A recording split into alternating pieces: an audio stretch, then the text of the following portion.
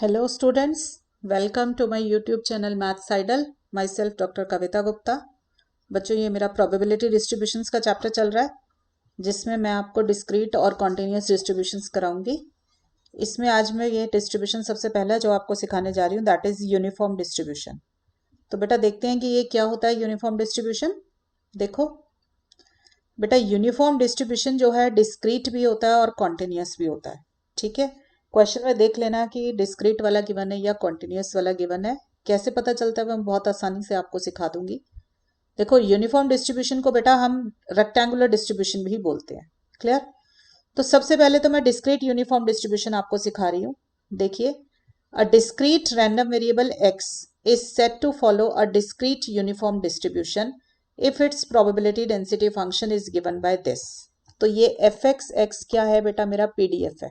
ठीक है, प्रोबेबिलिटी निकालने का तरीका, यानी कि अगर आपको प्रोबेबिलिटी निकालनी हो at x equal to x, अगर आपको x इक्वल टू x या x इक्वल टू r कुछ भी ले सकते हैं, इस पे अगर आपको प्रोबेबिलिटी निकालनी है तो यूनिफॉर्म मीन्स सेम, तो हर पॉइंट पर सेम प्रोबेबिलिटी है. तो that probability I have suppose taken as 1/n. ठीक है, for x going from 1 to n. तो बेटा डिस्क्रीट है इसलिए x जो है इंटीजर वैल्यूज ले रहा है 1 2 3 4 5. तो क्वेश्चन में ये देखने के लिए कि ये कॉन्टिन्यूस का क्वेश्चन है या डिस्क्रीट का है, आप ये देख लेना कि अगर वो लिख दे कि x किसी इंटरवल में वैल्यू ले रहा है 0 to 1 लाइक दैट, ठीक है, या 2 to 3 2 to 9 कुछ भी लिख दे, इंटरवल लिख दे तो कॉन्टिन्यूस का क्वेश्चन है. और अगर ऐसे डिस्क्रीट वैल्यूज लिख दे 1 2 3 4 तो हमारा क्वेश्चन डिस्क्रीट का हो जाएगा. राइट. तो हमारी क्योंकि यूनिफॉर्म वर्ड है, यूनिफॉर्म से याद रखिए हर x की प्रोबेबिलिटी सेम है तो 1/n प्रोबेबिलिटी है. क्लियर. अब यहाँ पे ये याद रखना x जो है 0 नहीं हो सकता है. क्यों? क्योंकि अगर ये 0 x इक्वल टू 1/2 से लेके n तक की प्रोबेबिलिटी लेनी है, ये जो लास्ट में n आपने लिखा है ना, ये n यहाँ पर नीचे डिनोमिनेटर में है. ठीक है, तो डिनोमिनेटर में नीचे 0 नहीं आ सकता, इसलिए हमने 0 वैल्यू हटा दिया यहाँ पे. राइट. और अदरवाइज का मतलब इसके अलावा 1 2 से लेके n तक की वैल्यूज के अलावा अगर कोई आपकी x की वैल्यू है तो उस पर प्रोबेबिलिटी आपकी 0 होगी. तो बेटा ये प्रोबेबिलिटी का फंक्शन फॉर्मूला जो है आप याद रखें. क्लियर. अब देखो क्वेश्चन आ जाता है कि find the mean and variance of discrete uniform distribution. ठीक है, देखो अब मीन निकालना है तो मीन निकालने के लिए हमें क्या निकालना है, एक्सपेक्टेड एक्स निकालना है. ठीक है, आप देखो आपको पता है फॉर्मूला, मोमेंट्स का इस्तेमाल करते हैं हम. μ1 डैश क्या है आपके पास, देखो मोमेंट अबाउट आर्बिट्ररी मीन. ठीक है, अबाउट एनी आर्बिट्ररी ओरिजिन. ठीक है, तो हमने उस ओरिजिन को ले लिया 0, तो हमारा क्या बन जाएगा, एक्सपेक्टेड एक्स हो जाएगा μ1 डैश. क्लियर. बच्चों मैंने मोमेंट्स का पूरा एक चैप्टर बना रखा है, एक्सपेक्टेशन का भी पूरा एक चैप्टर बना रखा है, तो आप वहां से इन टर्म्स का मीनिंग अच्छे से समझ के आइए पहले, ताकि ये लेक्चर आपको अच्छे से समझ आए. ठीक है, तो ये μ1 क्या होता है, फर्स्ट मोमेंट. ठीक है, अब अगर μ1 लिखती हूँ तो अबाउट मीन होता है सेंट्रल मोमेंट, नहीं तो क्या है ये, about any arbitrary origin. Clear. और मैंने यहाँ पर आर्बिट्ररी ओरिजिन आपका क्या लिया हुआ है, 0 लिया हुआ है, तो हमारा क्या निकल जाएगा, ये EX निकल जाएगा. क्लियर. तो μ1 डैश क्या होता है मेरा, EX. और EX निकालने का फॉर्मूला क्या होता है बेटा, देखो अगर डिस्क्रीट है तो सिग्मा का साइन है x इंटू मल्टीप्लाइड बाय उसकी प्रोबेबिलिटी, यही होता है. ठीक है, प्रोबेबिलिटी के लिए कैपिटल P रख लेते हैं. ठीक है, तो probability at x equal to x, और यहाँ पे प्रोबेबिलिटी के लिए हमने क्या यूज किया हुआ है, fx. तो बेटा ये जो नीचे डिनोमिनेटर यहाँ पे सबस्क्रिप्ट में मैं x लिख रही हूँ, this denotes random variable x. Clear. तो x fx आपका फॉर्मूला है एक तरीके से. क्लियर. तो अब देखो मेरे पास x क्या क्या वैल्यूज ले रहा है, 1 2 n. तो देखो 1 है, 2 है, 3 है, 4 है और n है, ये तो मेरे x हो गए. मल्टीप्लाई किससे करना है, fx से. fx कितना है मेरा, सबके लिए 1/n, तो 1/n से इनकी प्रोबेबिलिटी को मल्टीप्लाई कर दिया, क्योंकि हर नंबर की प्रोबेबिलिटी कितनी है, 1/n. सिग्मा का क्या मतलब होता है, सबको ऐड कर दो. राइट. तो मैंने इन सबको ऐड कर दिया. क्लियर. अब इसको सॉल्व करने के लिए क्या करोगे, 1/n बाहर निकाला, अंदर क्या बच गया, 1 + 2 + 3 + dash dash till equal to 9. Right. ये क्या है, sum of the first n natural numbers, तो क्या होगा, n + 1/2. तो ये कितना आ गया बेटा, सॉल्व करके n + 1/2. तो याद रखेंगे कि मीन कितना आता है आपके पास, एक्सपेक्टेड एक्स कितना निकल कर आया आपका n+1/2, तो यही मेरा मीन बन गया। ठीक है, तो mean of the uniform distribution is n+1/2। Clear. अब देखो बेटा म्यू टू डैश निकालते हैं। म्यू टू डैश क्या हो जाएगा मेरा e(x²) हो जाएगा। क्यों? क्योंकि दिस इज सेकेंड मोमेंट। ठीक है, तो सेकेंड मोमेंट आ जाएगा। सेकेंड मोमेंट है तो आपका x की पावर कितनी हो गई? 2 आ जाएगी यहाँ पर। सेकेंड मोमेंट अबाउट 0 निकल रहा है आपका ये, तो म्यू टू डैश कितना हो जाएगा? e(x²), right. तो e(x²) का फॉर्मूला क्या होगा? देखो x² को उसकी प्रोबेबिलिटी से मल्टीप्लाई कर दो, यही होता है एक्सपेक्टेशन का फॉर्मूला। अब x² इंटू प्रोबेबिलिटी मतलब fx, क्योंकि fx क्या है? Probability at x equal to x। ठीक है, तो इससे मल्टीप्लाई करना है। तो बेटा पहले x² ले लो। x क्या है मेरा? 1 से लेकर n तक, तो 1², 2², 3², 4² और n²। अब मल्टीप्लाई कर दो प्रोबेबिलिटी। प्रोबेबिलिटी तो हर एक की 1/n ही है, नॉर्मल डिस्ट्रीब्यूशन है, तो मल्टीप्लाई कर दिया 1/n से। Clear, right. क्योंकि सिग्मा का साइन है, सिग्मा मतलब एडिशन, तो एडिशन कर दिया, राइट। तो मेरे पास क्या आ जाएगा बेटा? 1/n बाहर आ गया, अंदर क्या आ गया? 1² plus 2² plus 3² plus 4² dash dash till n²। तो sum of the squares of the first n natural numbers, तो ये कितना हो जाता है? n/6, n+1 और 2n+1। क्लियर। तो ये क्या आ जाएगा? n से n कैंसिल हो गया, तो मेरे पास आ गया n+1 2n+1/6। तो ये मेरा निकल कर आ गया बेटा e(x²). अब वेरिएंस का क्या फॉर्मूला होता है बेटा? देखो वेरिएंस का फॉर्मूला e(x² माइनस e(x²), यही होता है वेरिएंस का फॉर्मूला। सबको मालूम है e(x² माइनस e(x²). अगर इसको मोमेंट्स की फॉर्म में लिखना चाहते हो तो mu two dash minus mu one dash square, right. तो e(x² बेटा मेरे पास आया है n+1 2n+1 अपॉन 6 और ex मेरा आया था n+1/2। इसको बेटा सॉल्व कर लीजिए। क्लियर। तो देखो मेरे पास ये क्या आ जाएगा, ब्रैकेट खोल लें तो 2n² plus 2n plus n+1 upon 6 minus a² plus b² plus 2ab, ये आ गया। तो मैंने इसका एलसीएम ले लिया 6 और 4 का, 12 आ गया। 6 2 2 4, सिंपल कैलकुलेशंस बेटा, n² 4 है तो 3 3 4 3 2 6, राइट। करिए सॉल्व। देखो 4n प्लस 2n 6n हो जाएगा, जो 6n से कैंसिल हो गया। 4n² minus this n² minus 1 upon 12। तो ये क्या निकल आया मेरा? Variance of the uniform distribution. ठीक है, अगर डिस्क्रीट है रैंडम वेरिएबल तो यूनिफॉर्म है तो variance of x is n² minus 1/12 आ जाएगा। ठीक है, अब मैंने आपको नेक्स्ट क्वेश्चन दिया, फाइंड द MGF। MGF का क्या मतलब होता है? Moment generating function. ठीक है, ऑफ यूनिफॉर्म डिस्ट्रीब्यूशन। ठीक है, अभी डिस्क्रीट के ऊपर बात करा रही हूँ, तो ये डिस्क्रीट का ही निकालना है। ठीक है, तो ऑफ डिस्क्रीट यूनिफॉर्म डिस्ट्रीब्यूशन। ठीक है, तो बेटा MGF को किससे डिनोट करते हैं? M से। रैंडम वेरिएबल x है तो नीचे लिखा x, तो फॉर्मूला क्या होता है? MXT का एक्सपेक्टेड वैल्यू ऑफ ETX, यही सिखाया हुआ है आपको। Expected value of ETX is called moment generating function of the random variable, right. अब देखो एक्सपेक्टेड का क्या मतलब है? सिग्मा ETX तो आएगा ही आएगा, साथ में प्रोबेबिलिटी आएगी, यही होता है।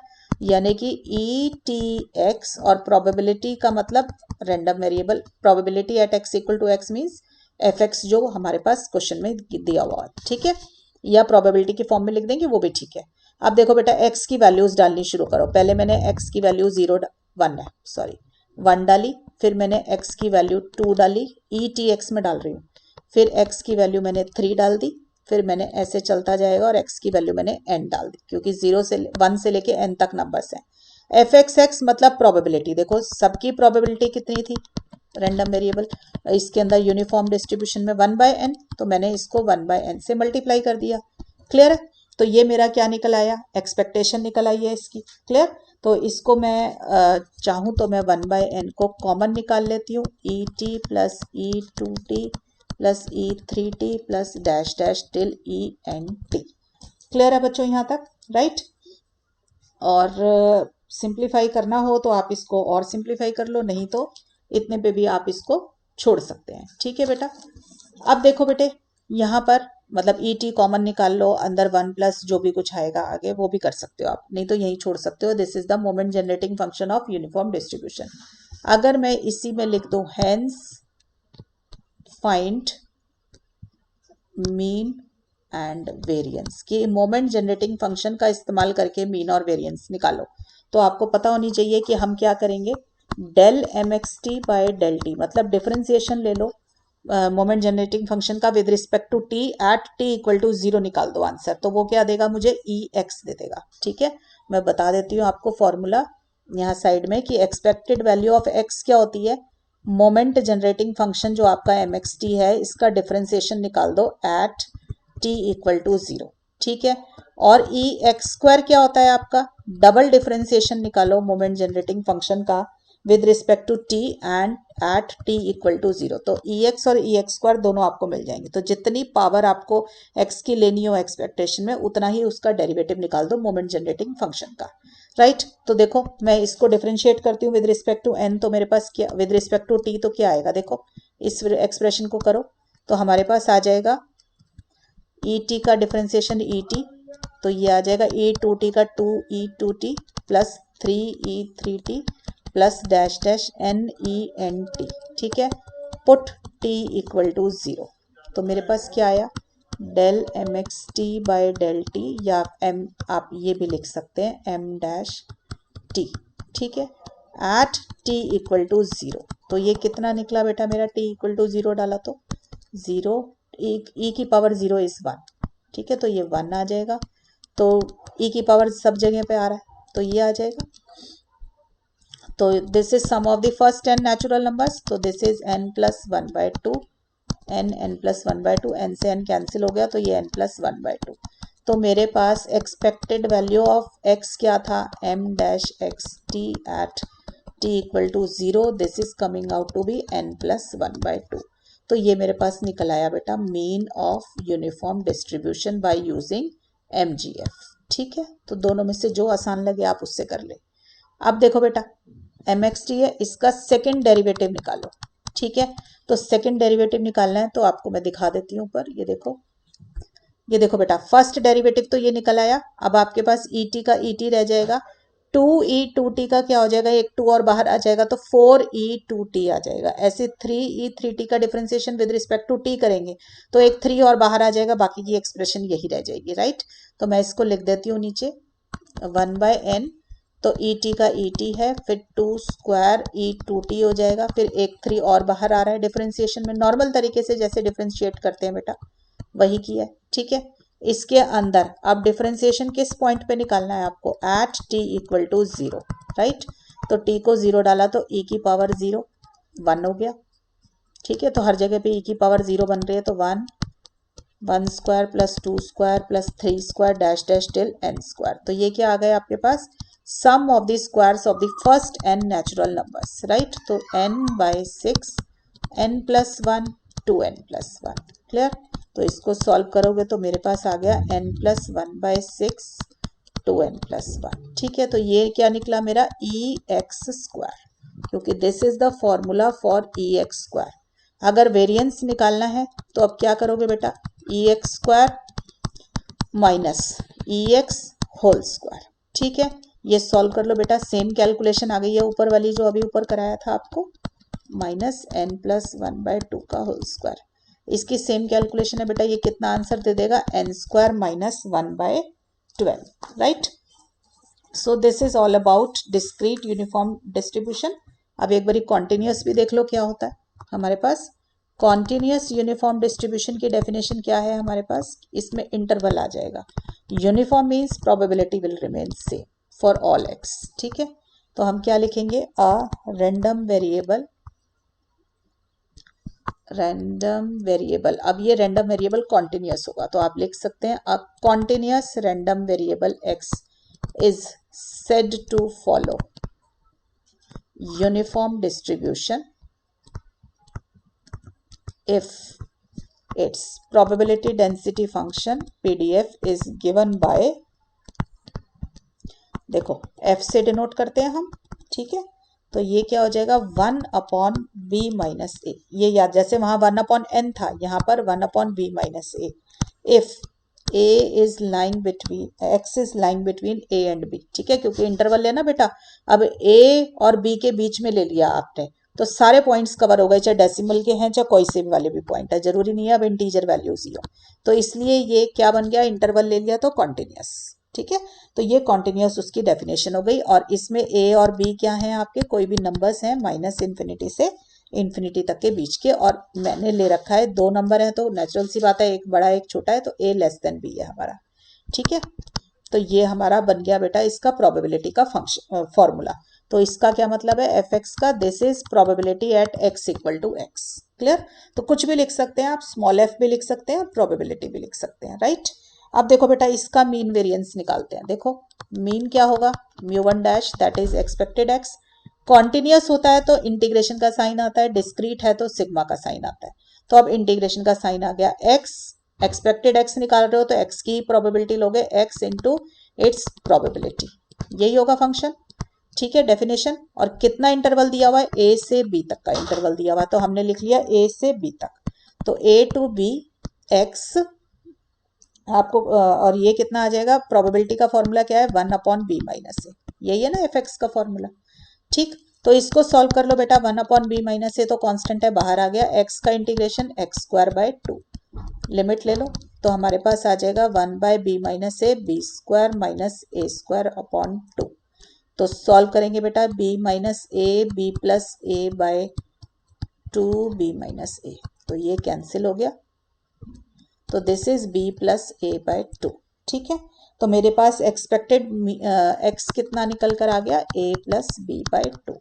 तो this is the mean of the continuous uniform distribution. अब निकालना है बेटा e(x²), तो μ2 डैश कितना हो जाएगा, e(x²), इसका फॉर्मूला क्या होगा बेटा, कॉन्टिन्यूस है इसलिए सिग्मा का साइन, e(x²) निकालना है तो पहले अंदर x² ही लिख लिया, e के साथ जो कुछ भी लिखा उसको अंदर ले जाओ, ठीक है, फिर साथ में प्रोबेबिलिटी, ठीक है, प्रोबेबिलिटी से मल्टीप्लाई कर दे, यही फॉर्मूला बनेगा। इंटरवल दे रखा है a से b, तो ये आ जाएगा, क्लियर।